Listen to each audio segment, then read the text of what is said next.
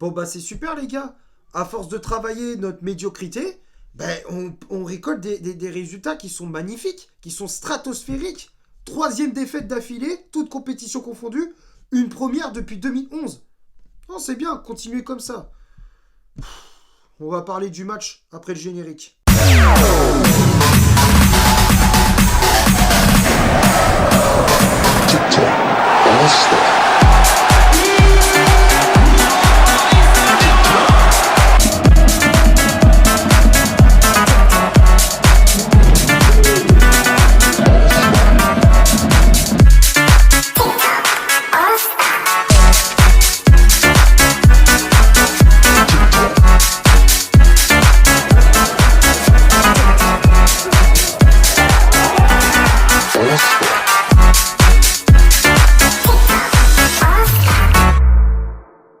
Salut à tous, amis parisiens. Je vous demande pas si ça va. Je sais très bien que vous êtes comme moi, vous êtes agacés et frustrés.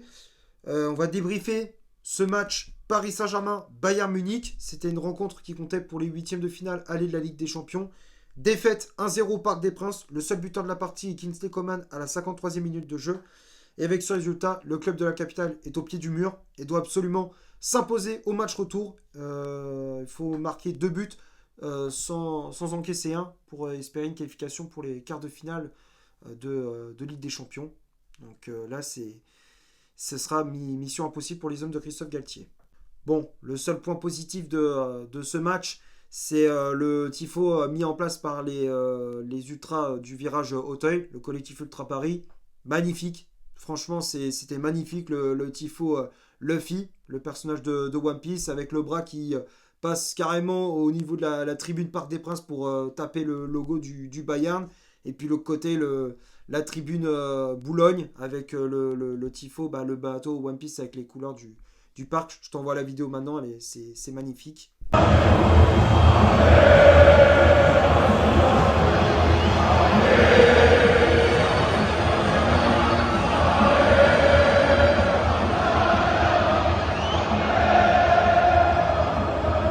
Donc comme tu as pu le voir, c'est magnifique ce qu'ils ont fait les ultras du Cup.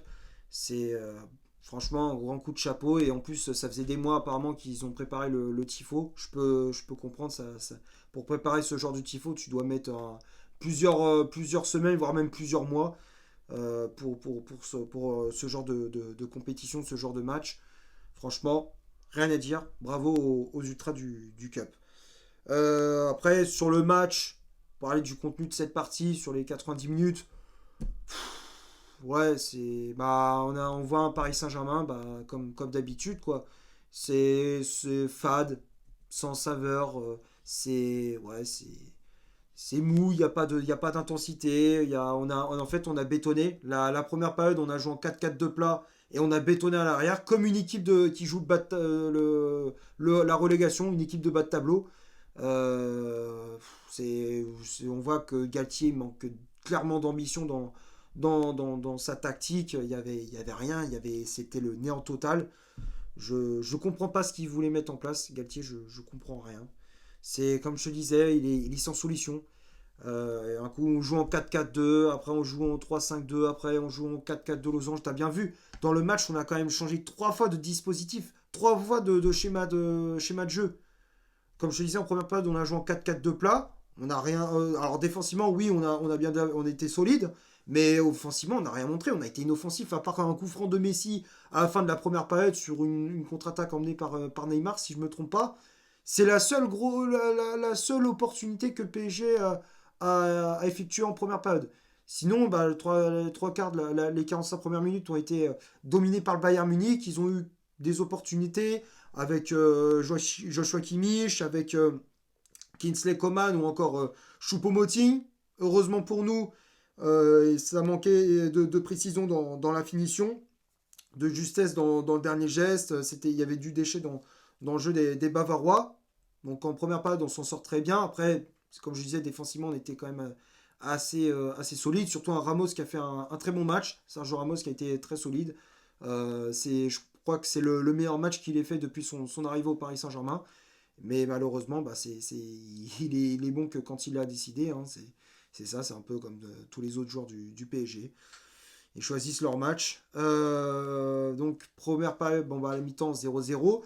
La deuxième période, bah, on change de dispositif, on change de schéma tactique, comme je disais, on repasse à une défense à 3 avec l'entrée en jeu de Presnel Kipembe, à la place d'Akimi qui apparemment qui est blessé, donc sorti sur blessure. Et bon, bah, le Bayern qui profite des erreurs que le PSG a, que profite des erreurs du PSG, manque d'attention, de concentration, de vigilance. On le paye, hein, les gars, on le paye avec le but de Coman à la 53e. Comme il y a 2 ans et demi, comme au Final 8 de Ligue des Champions en 2020. C'est Coman, on a vraiment une malédiction avec les anciens Parisiens. Un centre venant de la gauche, Mendes qui n'est pas au marquage. Alors Donnarumma, c'est vrai qu'il fait cette erreur qui nous coûte très cher. La reprise de Coman passe sous le corps du gardien italien. Mais pour moi, c'est pas le seul fautif. C'est pas le seul fautif de cette erreur. Comme je disais, Mendes, normalement, il doit être au marquage. Il est où Mendes là, sur l'action? Tu le vois, je sais pas, comment dire, il est pas attentif. Hein. Comment dire, il laisse passer Coman, il le laisse tout seul comment dire, au second poteau. Et donc ça fait 1-0 pour le Bayern. Ensuite, on essaie de réagir, mais bon, on n'y arrive pas. Et puis après, bah, l'entrée en jeu de Mbappé, c'est là où tout a changé. Et on aurait pu égaliser en fin de match avec le but de l'attaquant français qui a été refusé pour un hors-jeu de Mendes. Ça, par contre, ça m'énerve. C'est pas je veux pas taper sur l'arbitrage, mais je veux pas me plaindre de l'arbitrage. Hein. Mais les gars, on va pas se mentir. Le hors-jeu de Mendes, ça joue à ça, c'est des hors-jeux de merde. Pour moi, c'est quasiment la même ligne. C'est ça qui m'énerve, c'est que maintenant, tout est calculé au millimètre près, tout est pour moi, c'est de la merde, quoi. C'est des hors-jeu de merde. T'annules un but pour comment dire, un dépassement de genou de ça, quoi. Enfin, c'est ridicule, c'est ridicule. Donc on aurait pu égaliser en fin de match avec Mbappé, mais bon, malheureusement, le but a été refusé pour un hors-jeu. Donc 1-0, défaite au parc. Ça fait mal, mais là, on est au pied du mur. On est obligé de faire un résultat à l'Allianz Arena dans 3 semaines, donc le 8 mars. Il faudra absolument se bouger et faire le nécessaire pour arracher cette qualification pour les quarts de finale de C1. Maintenant, on va passer à la composition d'équipe que Christophe Galtier a mis en place pour ce match. Le système de jeu, comme je disais, c'était un 4-4-2 plat avec Gianluigi Donnarumma dans les buts. La charnière centrale, c'était Marquinhos associé à Sergio Ramos, le défenseur brésilien qui avait le brassard de capitaine. Les latéraux, Achraf Hakimi à droite, Nuno Mendes à gauche, Danilo Pereira et Marco Verratti au milieu de terrain, Warren Zaïre-Emery, milieu latéral droit, Carlos Soler, milieu latéral gauche, et le duo d'attaque, c'était Messi associé à Neymar. Les remplacements, donc enfin les changements opérés par l'entraîneur français, donc on avait l'entrée en jeu de Presnel Kipembe à la place de Hakimi sorti sur blessure, Fabian Ruiz à la place de Carlos Soler, Kylian Mbappé à la place de Warren Zaïre-Emery et Vitinha qui est entré en jeu à la place de Danilo Pereira. Bon, le schéma tactique mis en place par Galtier, bah, 4-4-2 plat, et tu mets pas de vrais ailiers parce que bon, bah, tu veux défendre à 11 derrière. Zaire Emery et Carlos Soler, déjà que c'est compliqué pour eux, mais si tu les mets pas dans de bonnes conditions, tu les mets pas dans un poste où ils sont à l'aise, bah ça peut pas le faire. À la limite, ce que Galtier aurait dû faire pour essayer d'apporter un peu plus de profondeur, pour être un peu plus pour apporter un peu plus de vitesse et comment dire, de percussion sur les côtés, bah déjà tu mets pas Zaire Emery et Carlos Soler. J'ai rien contre Zaire Emery, mais bon, pour jouer dans ce système-là, c'est pas possible. À la limite, comme je disais, tu fais monter Hakimi et Mendes d'un cran, tu les mets à la ligne de 4 où il y a Danilo et Marco Verratti. Et sur les latéraux, bah, à leur place, tu mets par exemple le jeune Timothy Pembele à droite et Juan Bernat. Tu vois, j'aurais fait quelque chose comme ça pour essayer d'apporter de la profondeur parce que sinon, tu t'attaques pas, quoi. Tu défends à 11 derrière, tu joues comme une équipe de bas de tableau. comme une équipe qui joue qui joue le maintien, qui essaie d'éviter la relégation, quoi. Il y a pas de profondeur, sinon moi, à la limite, j'aurais fait comme ça, mais bon, qu'est-ce que je te dise. Et puis les remplaçants, bah, moi je trouve qu'il y en a certains, ils ont fait une bonne entrée en jeu, qui ont essayé de dynamiser cette équipe parisienne. Je pense à Fabien Ruiz, j'ai bien aimé son entrée en jeu pour apporter une touche technique dans l'entrejeu, pour essayer d'apporter un peu plus de conservation, enfin tu sais, il a pour apporter un peu plus de, comme je disais, de technicité, pour essayer de un peu plus conserver le ballon, et que ça, on ait un peu plus la possession de balle. Donc j'ai bien aimé l'entrée en jeu du milieu espagnol. Mbappé, forcément, bah, ça a tout changé, même si on n'a pas égalisé. Et après, c'est Kipembe pour apporter un peu plus de solidité dans cette défense parisienne.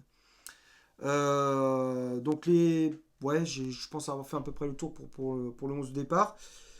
Les statistiques, on va commencer par le PSG, 46% de possession de balle.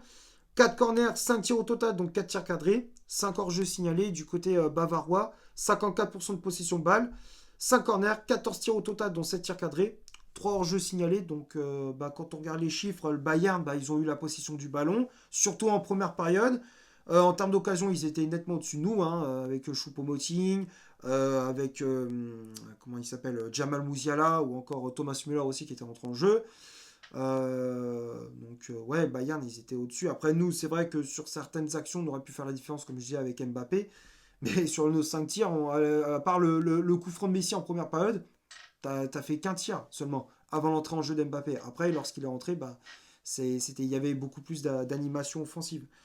Maintenant, les tops et les flops. Donc, on va commencer par Donnarumma, gardien italien qui a pas fait un mauvais match. Il n'a pas été catastrophique, mais après, il n'a pas été exceptionnel non plus. Il a fait quand même de nombreux arrêts en première période et en deuxième, hein. Il a repoussé les tentatives de Kimmich, de Musiala, ou encore de Choupo-Moting. Même si, malgré qu'il commet cette boulette sur le but de Kingsley Coman, ballon qui passe sous son corps. C'est ce qui fait un peu tâche sur sa prestation, mais dans l'ensemble, il n'a pas été mauvais. Et puis derrière, il fait quand même 2 gros arrêts sur les tentatives de Choupo-Moting. Donc on peut tout de même le remercier, parce que l'addition aurait pu être bien plus salée. Donc le gardien italien, je mets dans les tops, mais c'est pas un gros top. Ensuite, la charge centrale, Marquinhos, Ramos. Marquinhos, j'ai trouvé assez correct. On va dire que c'est mieux par rapport au dernier match, où ses dernières prestations, elles étaient catastrophiques. Là, on va dire qu'il a relevé un petit peu le niveau son niveau de jeu, mais bon, il n'y a pas de quoi non plus tomber par terre. Donc voilà, bah, Marquinhos, je mets dans les tops, mais bon, en plus, à un moment donné, tu voyais qu'il n'était pas à son poste lui non plus, où il jouait à un moment donné latéral droit lorsqu'on est passé en 4-4-2 losange en fin de rencontre. Après, les latéraux, Hakimi et Mendes, ouais, Mendes, match très moyen. Alors, il y en a qui vont me dire, ouais, il a fait un match de ouf et tout. Moi, personnellement, j'ai pas trouvé exceptionnel. En première période, il y avait trop de déchets dans son jeu. Il n'arrivait pas à conserver le ballon. Les passes, elles s'étaient pas ajustées. Sur les phases offensives, on l'avait quasiment pas vu, à part dans le dernier quart d'heure.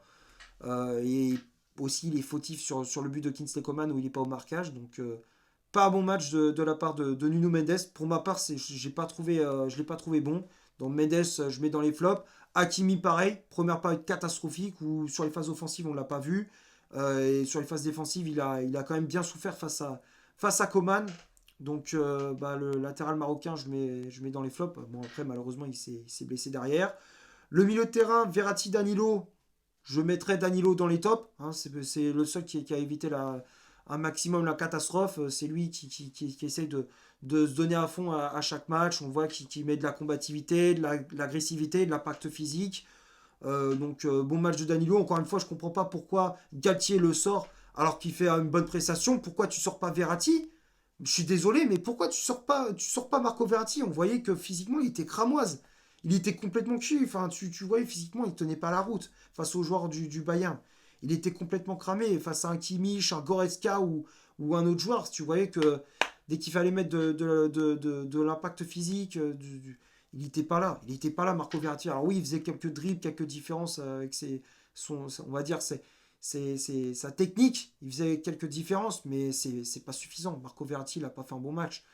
Et donc, je le mets dans les flops. Danilo, bah, le pauvre, il subit. Hein. Il comprend d'ailleurs quand tu vois qu'il apprend qu'il sort, bah, lui-même, il est surpris.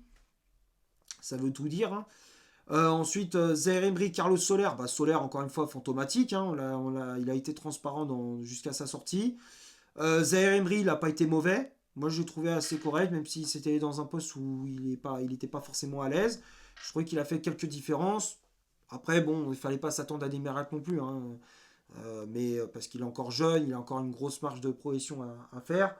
Donc, il faut lui laisser du temps à Zaire Emery pour que ça devienne un très bon joueur. Un joueur qui vient vraiment important dans l'effectif parisien. Je ne dis pas qu'il sert à rien actuellement.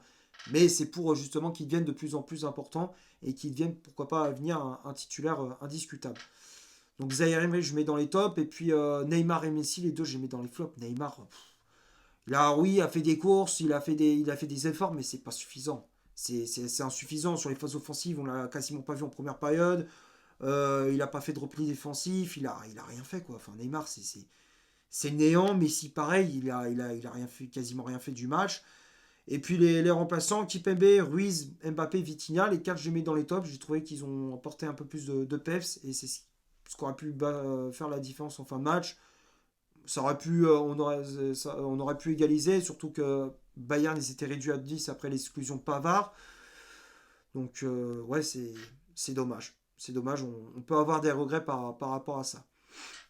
Bon, je pense avoir fait à peu près le tour pour ce match.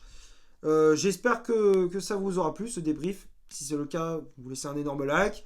Tu t'abonnes, tu n'hésites pas à me dire dans les commentaires ce que tu as pensé du match et de l'appréciation du PSG. D'ici là, portez-vous bien. On se retrouve pour une prochaine vidéo.